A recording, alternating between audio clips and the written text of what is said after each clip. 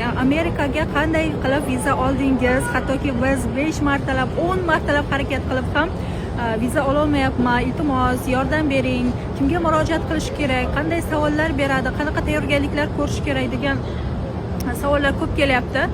Hammaga bitta qilib javob berib o'tmoqchiman.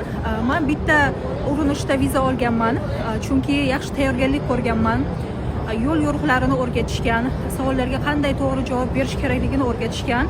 Buni albatta o'zini professional egalari bo'lgan Uviza Qobiljon Qosimovich boshchiligidagi Uvizaga murojaat qilganman va ular menga to'g'ri maslahatlar bergan, to'g'ri yo'l yo'riqlar ko'rsatgan va o'sha vizaga olishgacha bo'lgan jarayonda nimalar bo'ladi, qanaqa savollar beriladi, savollarga qanday javob berish kerak, qanaqa hujjatlar kerak bo'ladi, barchasini o'zlari o'rgatib, bittada viza olish juda ham qiyin masala, bilasizlar, obdon tayyorgarlik ko'rish kerak.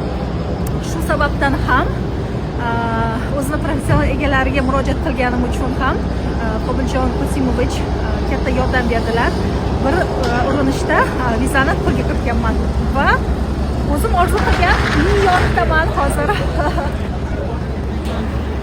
Kimda kim viza olishni istasa, Uvizaga murojaat qilishinglarni tavsiya qilaman.